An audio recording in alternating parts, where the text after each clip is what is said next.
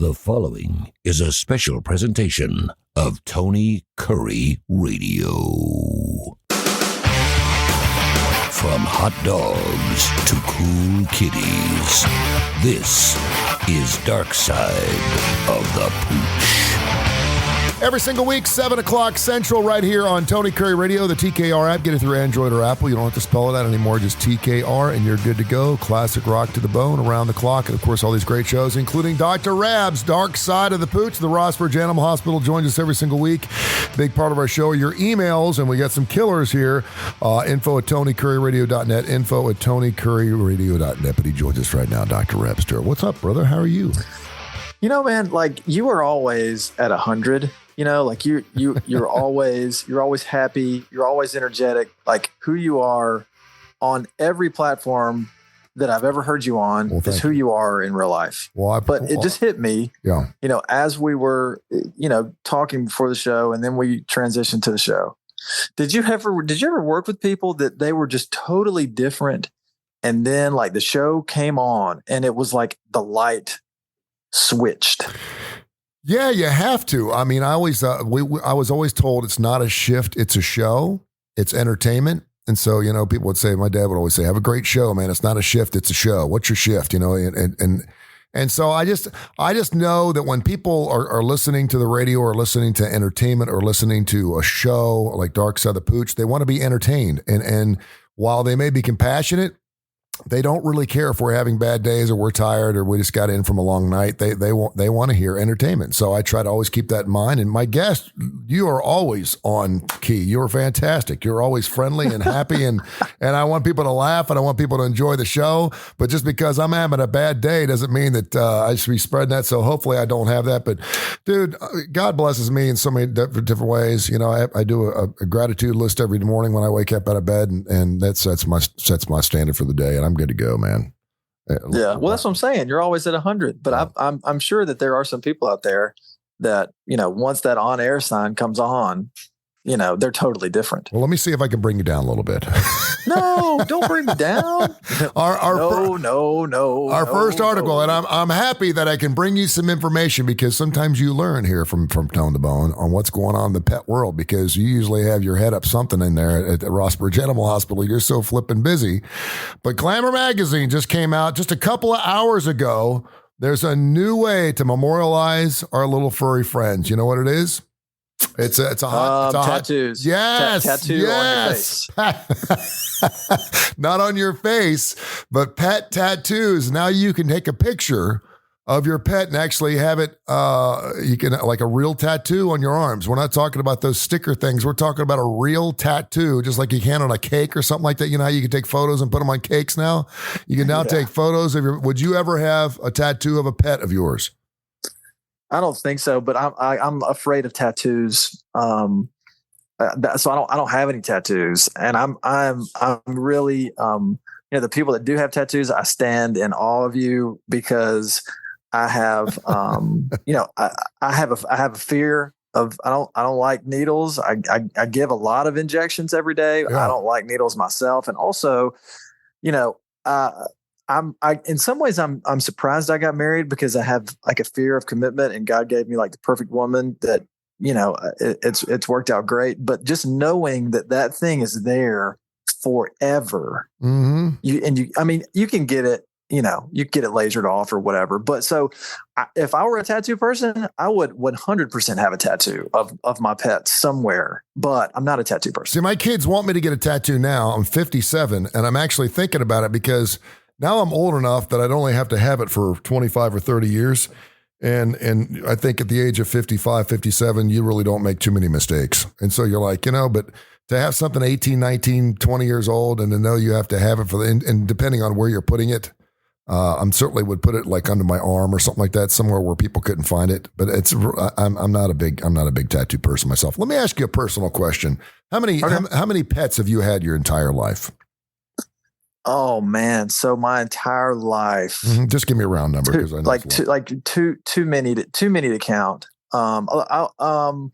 If you include all the horses that like I grew up with, I mean, I've probably had around 40 or 50. Okay, so if you go ahead. if you were gonna like just break it down to dogs and cats, I've probably had 15. If you had to memorialize one of those pets, in other words, the pet that meant the most to you, does it stick out, or are they all pretty? Oh yeah. Which one was it? It was when I was growing up. I was probably between the ages of probably 2nd and 10th grade. We had a Great Dane. His name was Max, and he was awesome. He was just a behemoth of a dog. And we lived on a farm, and he was always running around playing. Every time we were outside, he would be with us. And he was like, between me and my dad, he was like it was almost like a brother to me, almost like another son to my dad. Like that's how close that we were. And man, I remember like it was yesterday. We came home. This kind of fits in with our conversation that we were having earlier. We came home and from a basketball game. I was in high school, so I must have been in 10th or 11th grade. And we just found that dog, and he had passed away. It was in the yard. Oh no! He had just passed away. And my dad laid over that dog and wept. And so I had just come home from a basketball game. I was really sweaty, and I went inside. I had to hit the shower, and I was bawling in the shower. Just like So that's just one that's your childhood pet. You have tons of memories with as you grow up. And Max was my buddy. Every time I was doing something, playing outside, running around with the horses, and that was a sad one. And I saw my dad cry 3 times in his life. Well, 4, but it was when his dad passed away, when I was leaving to go to college, when Max died, and when we had the conversation that he had terminal cancer. Those were the 4 times I saw my dad cry. What a great story, man. Thank you for sharing that. That is fantastic. We had dogs growing up, and normally we would go away to camp or something like that. We'd come back and something would always happen to the dog whenever we go away to camp. And they were always older. And we would keep dogs until it was time for them to go. I mean, we've been picking them up and putting them out in the yard and stuff like that. But it's funny because you can have dogs and cats and pets your entire life, but there always seems to be that one that you really have that connection with. And I'm starting to have that a little bit with my dog Raina right now, just because. And I think a lot of it's growing up, but I also think it's about a pet that you have when you're going through some stuff too. You know what I mean? I think those are the dogs and the pets that really you hold near to your heart. So, my dog that I have right now, we always have a tighter bond when it's just me and him in the house. When because I work. I don't work my fingers to the bone, but I work a good bit. And my wife and kids during the summer, they'll take off on a trip or something, and it'll just be me and Renzo at home. And during those times, our bond gross because it's just the dudes in the house and we're just sitting around, we're watching Sports Center, doing whatever we're doing. And he's the only thing at that point. That's all you got. And so, these people that, maybe they don't have a family or they've lost their family or they don't have a family yet. Maybe they're young or whatever. Like, those are the years where you really create a strong bond with your pet. And those are the pets that when you lose them, at least for me, it really hurts. Yeah. And I mentioned before we started the show, my son is moving to Clemson this coming week, and Rainer is his dog. He got that dog for him about 4 years ago, and that's probably the most difficult thing. He's like, Dad, I'm going to miss you, but I'm really going to miss Rainer. And I said, I get it. In his sophomore year, he can actually move in with him. He'll have to move on campus. I said, well, I'll keep the dog good for another year, so you let me know. info@TonyCurryRadio.net. We got some emails all over the place. We got them from Cleveland, Northport, Tuscaloosa, Cincinnati. Dan in Cincinnati's checked in, so we'll get those in just a few minutes. Another one of those top 10 lists. This is a top 100 list. Wallet Hub, of all sites, has come out with their least and most friendliest pet places in the country. These are the most beautiful and worst cities in the world to own pets. It's based on pet budgeting, pet health and wellness, and outdoor pet friendliness. Would you like to take a stab at the least friendly cities in the United States to have a dog or a cat? I'll give you some states. So can I do the best states first? Sure. Okay, I'll give you 3 that I think will be near the top. Okay, top 3 states. Go ahead. Okay, Florida, Yep. California, Oregon. All right. Number 1, Scottsdale, Arizona. A little surprising there. Number 2, All right. you nailed it, Tampa, Florida. Number 3, St. Petersburg, Florida. Number 4, Las Vegas. Number 5, Colorado Springs. Number 6, Birmingham, Alabama. Awesome. How about that? I mean, that's good. I love that. Number 7, Atlanta. Number 8, Raleigh, North Carolina. Number 9, St. Louis. And number 10 is Portland, Oregon. Birmingham's finally made a top 10 list, and this is a good thing. And that is fantastic news for a guy like you who takes care of our little Poochitos.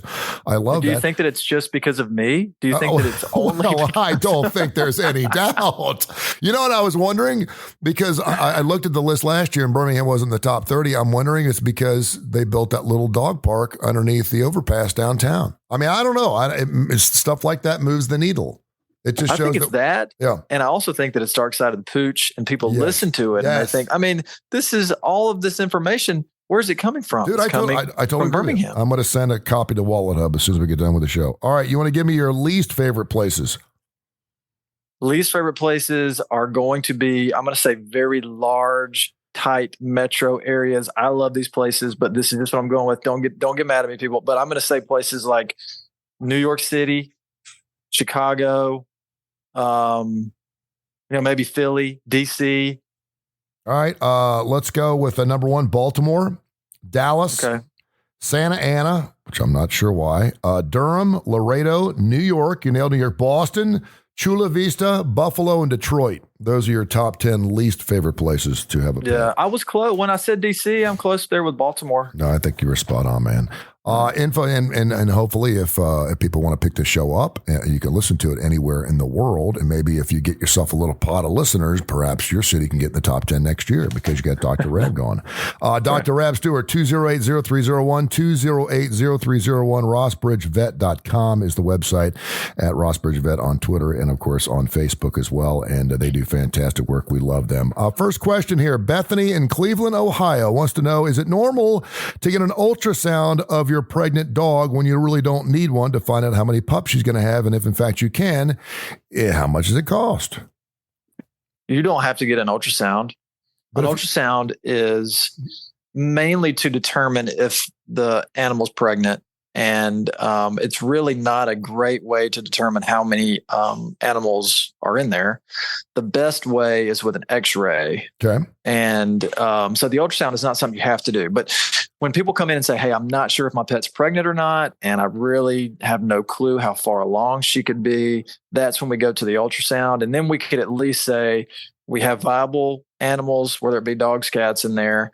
We can give you a decent guess. But when you get to, when you have a litter of animals, they all kind of pile up on each other, and it can be really hard to figure out how many there are. So you can ultrasound them as early as about 28 days or so.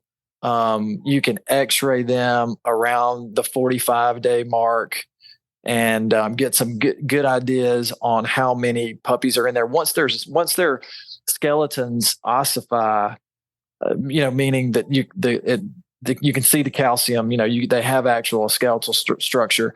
You can get a decent idea of how many are in there, kind of plus or minus one. Because if you have 8 or 9 puppies or kittens inside a mama, even those start to really pile up on each other. So it can be, believe it or not, it can be kind of tough to find out the exact number. The gestation point for a guinea pig is 64 days. If I thought that my guinea pig was pregnant, would there be any way to find out using your services? I know you don't do these type of things, but I'm talking from a friend standpoint.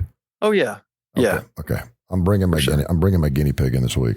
I would love to ultrasound your guinea pig. Okay, because she is absolutely huge, and it feels like her belly is a lot warmer than the rest of her body. Would that be normal for a pregnant animal? I mean, it could be, and it may be that that their temperature is different, but it's probably more of their abdomen is distended, and maybe the hair is maybe there's less hair because there's more belly growing, and so you can feel that heat better than you normally would. Okay. Info at TonyCurryRadio.net. I want to get rid of this next story because it's a sad story. Then we want to end on a good note here. Doug in Northport said, I want to know Dr. Rab's thought on the mauling of the 3-month-old. I had no clue what he was talking about, so I pulled up the story, and the story just came down earlier today. Vince King and Karen Alcock's female dog named Blizzard killed their girl, Kyra King, back March 6, 2022. The animal, one of 19 kept by the pair, jumped into the front of the couple's van and out of the passenger door before mauling Kyra while she slept in her child seat inside the vehicle. They had earlier been racing the dogs. They put the dog down. It left Kyra with multiple head and neck injuries. The parents performed CPR on the baby in an attempt to revive her. It didn't happen. The judge, they sentenced them today. She said, this is a tragic case, and I have no doubt that both of you wish every day you could wind the clock back so the incident never happened. There was nothing to trigger Blizzard's attack on Kyra, but this occasion was dangerously out of control. Dog ownership is a privilege for many pleasure, but it comes with a heavy burden under the Dangerous Dogs Act. Blizzard did an awful thing which neither of you expected and will weigh heavily upon you for the rest of your lives. It's appropriate to suspend both sentences. So neither parent will go to prison for the loss of their child. Do you have any thoughts on that particular story? No, it just makes me nauseous, and 19 animals That's is crazy. a lot. It really is. It's a lot, and probably, more than just a normal, couple can manage. So, I would say that's too many.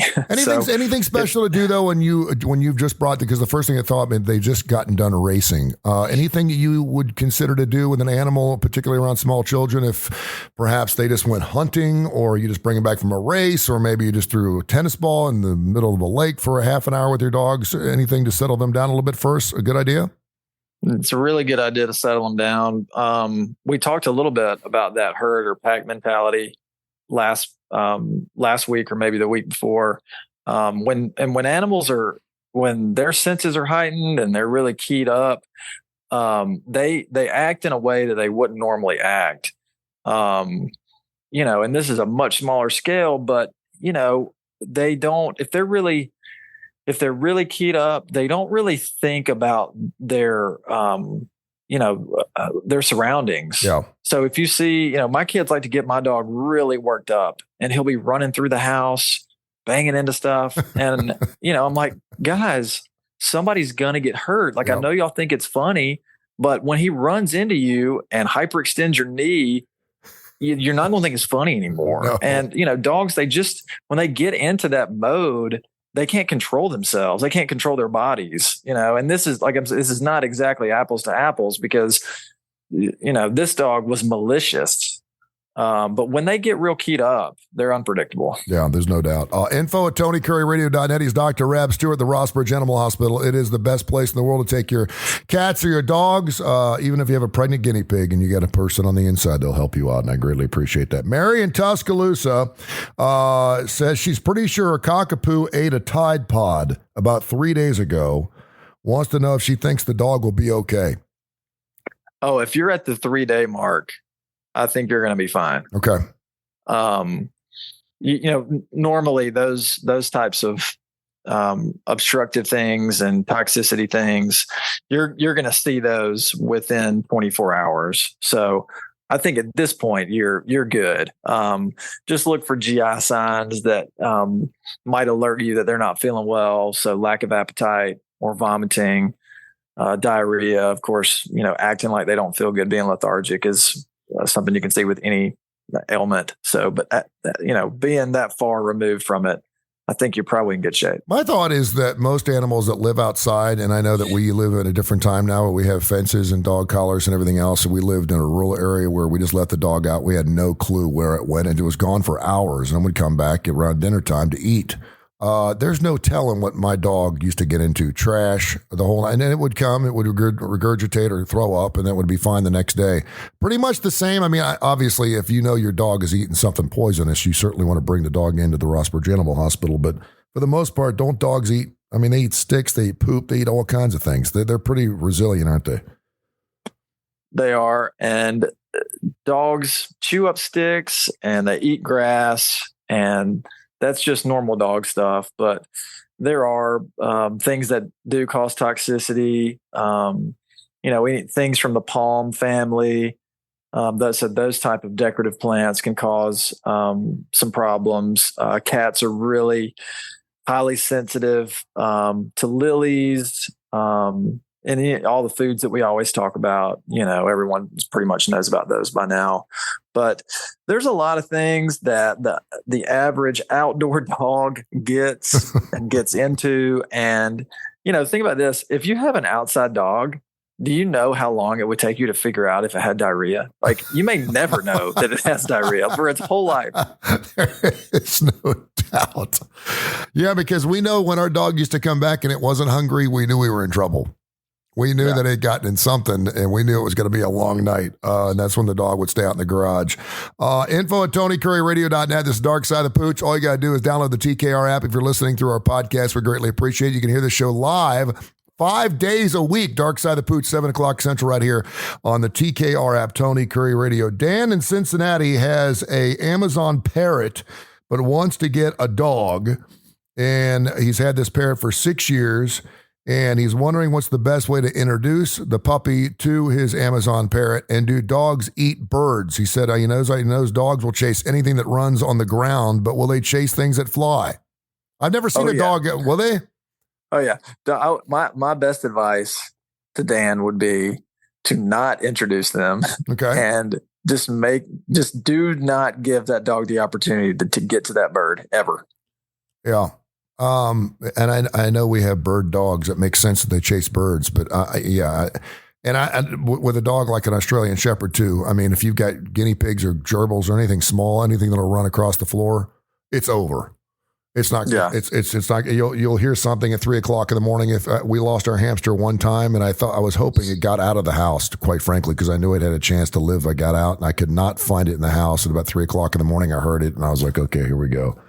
Not a good thing. Hey, listen, before we let you go, first of all, any exciting things happening at Rossbridge Animal Hospital? I mean, just the typical stuff. We had a dog here today that, it's working on pets is a lot like working on, babies, because they can't talk. And so you're left, you can kind of figure out what body system is affected, and then it's up to you to put the pieces together. But today we had an interesting case of a dog that's just in liver failure for some unknown reason. And so that's an interesting case that we're working through, trying to figure out what's going on and get it treated. Other than that, just pretty much standard stuff. All right. I want to give you an opportunity to speak about the Hawaiian situation. Over 100 people have perished so far, but also all the pets and all the dogs and kitties that they continue to look. And I know that Southern California has just sent over 50 cadaver dogs to go searching not only for bodies, but also for pets that are lost through this horrible forest fire. And I've been giving all my hosts a chance to actually talk about that situation because it's all near and dear to. I just can't imagine what those people are going through. First of all, you never hear of any type of fire in Hawaii. You think about volcanoes, you don't think about that because I always think it rains a lot there, but evidently it does not. But would you like to add anything to that? It's terrifying. I mean, it's such a small ecosystem, and those people don't have anywhere to go, and it's terrifying. When you live on an island like that, I just can't imagine what those people are going through, how fearful they must be. And, also if they do, make it through the situation, what's left, then you got to pick up the pieces. So it's just such a hard situation. Even if you get through to the other side. So, obviously our prayers are with all of those people over there. And, my job, obviously we take care of pets and they're our livelihood. But when it comes to stories like this, I can't think of anything other than the people, and what they're going through and what their family members that are going through that, may not even live there. Yeah. And then, their family members are over here or in some other country and all they can do is just hope and pray. And I realized too that 50% of all Hawaiians live below the poverty line. I mean, I just think that you think about going to Hawaii, you just think it's just this incredibly rich state of these chain of islands where everyone's just got all the, and it's just not that way. Tourists love to go there, but when half your audience or half your population lives below the poverty level, and obviously being poor in a beautiful paradise, it is what it is. But it's really unfortunate. So our thoughts and prayers do go out to those wonderful Hawaiians out there that are having to endure this tragedy. It's horrible. By the way, before I let you go, I had my dogs boarded at your place at Rossbridge Animal Hospital, the longest I've ever had to board my pets, for 9 days. They have been on absolute best behavior since I got them back. It's been, I don't know what you did there. I don't know if they're afraid they're going to go back. I think they want to go. I think they thought it was a vacation too, but it was almost like they went to boot camp. My dogs are so good right now. It's unbelievable. I'm thinking about just maybe dropping them off maybe once a month just to board them for a few days. They came back. They have been so well behaved. What did you do? Our kennel staff, they make them earn it. You know, it's like sit, stay, roll over, shake. Do they really?